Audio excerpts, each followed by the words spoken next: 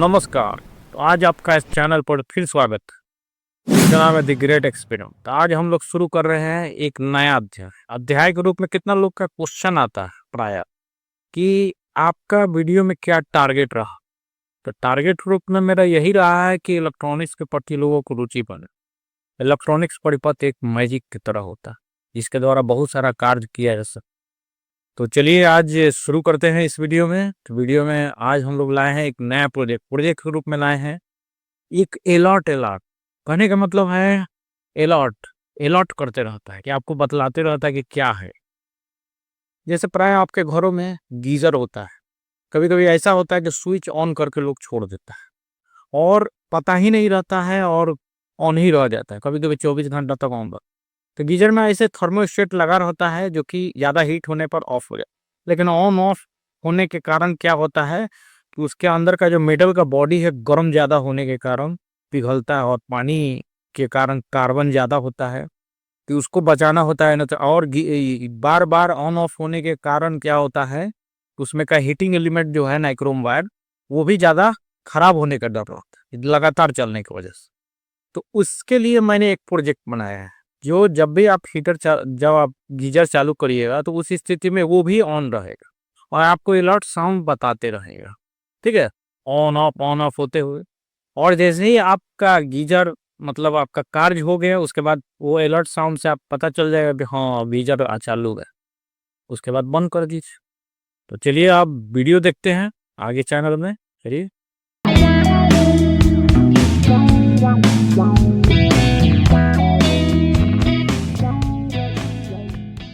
तो परिपथ बनाने के लिए बहुत सारे कंपोनेंट्स की आवश्यकता है। तो सबसे पहले 555 आईसी लेते हैं और 555 आईसी को ब्रेड बोर्ड पर लगा देते हैं।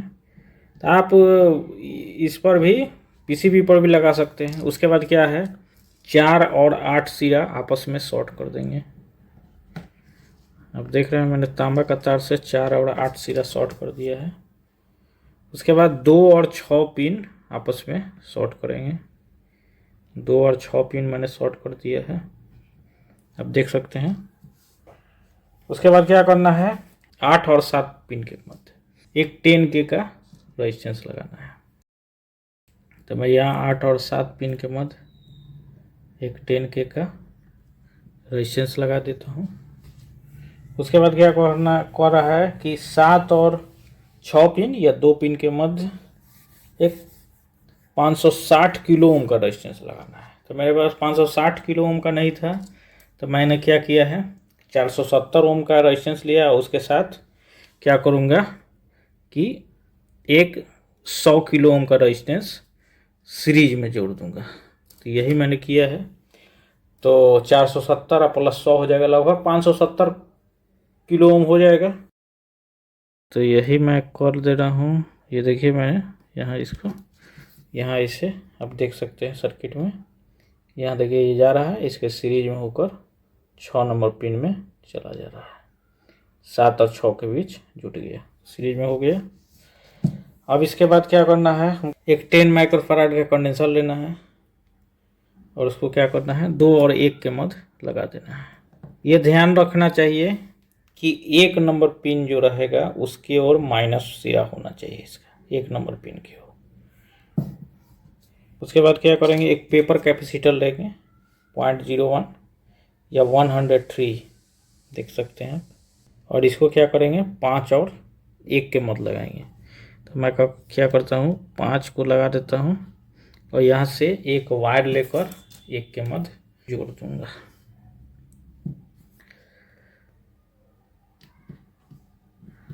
एक के मध्य उन्हें जोड़ दिया है। इसके बाद क्या करना है 3 नंबर पिन से बजर को जोड़ना है। तो 3 नंबर पिन से बजर का जो पॉजिटिव है उसको जोड़ दिया जाएगा और नेगेटिव को 3 नंबर से पिन से बजर के पॉजिटिव को जोड़ दिया गया और नेगेटिव को 1 नंबर से जोड़ देंगे। ठीक है, उसके बाद एक एलईडी भी जोड़ना है हमको कि जो इंडिकेट करे। तो इसको भी 3 नंबर पिन के एक सिरा से जोड़ेंगे। ठीक है, और चूंकि मुझे 5 वोल्ट का सप्लाई देना है तो मैंने 220 ओम का रेजिस्टेंस लगाया है।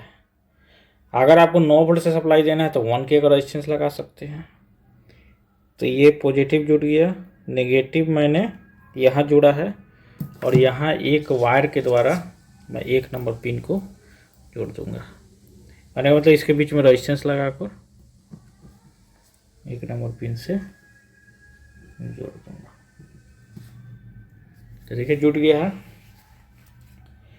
आप देख सकते हैं एलईडी यहाँ से ऐसे जुट गया है। अब क्या करना है, पॉजिटिव और नेगेटिव का वायर निकालना है।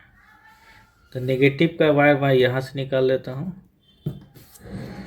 और पॉजिटिव का वायर मतलब 1 नंबर पिन से नेगेटिव, 8 नंबर पिन से पॉजिटिव। तो ये आपका सर्किट कंप्लीट हो गया। अब क्योंकि सर्किट मैं सोच रहा हूँ इसको सप्लाई एसी से चलाऊँ, तो इसलिए मैंने क्या किया है, एक 5 वोल्ट का मोबाइल चार्जर किट लिया है। मार्केट में आपको 10-15 रुपये में मिल जाता है, तो मैंने इसे लिया है और इसी को मैं इससे जोड़ दूंगा। तो चलिए देखते हैं, नेगेटिव को मैं नेगेटिव सप्लाई से जोड़ दूंगा और पॉजिटिव को पॉजिटिव सप्लाई से।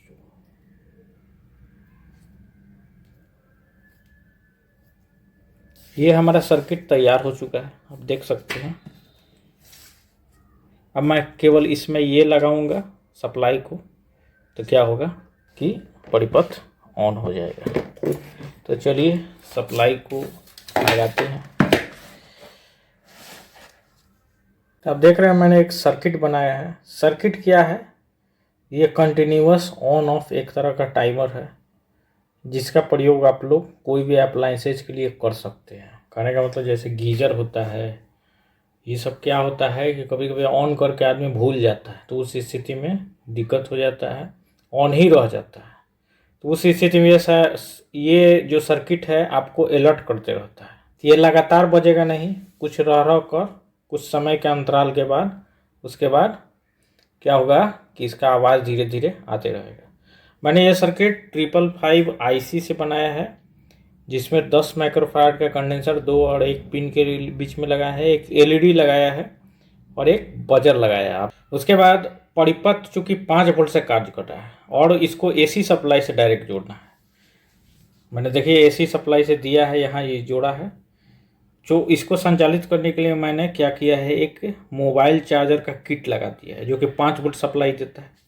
अब इसके द्वारा भी कार्य कर सकते हैं, अन्यथा आप 5 वोल्ट का बैटरी लगा सकते हैं। मैं सीधे इसको लाइट से जोड़ूंगा और गीजर का सप्लाई जो रहता है उसी के पैरेलल में ये सप्लाई को जोड़ दूंगा कि जब भी गीजर ऑन रहेगा तो उस स्थिति में ये कार्य करेगा।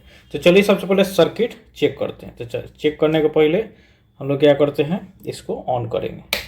तो ऑन करते ही देखिए यह 5 वोल्ट का सप्लाई जो है इंडिकेट करने लगा है आपको। 5 वोल्ट का सप्लाई इंडिकेट कर रहा है। अब इसको मैं पॉजिटिव सप्लाई देता हूँ।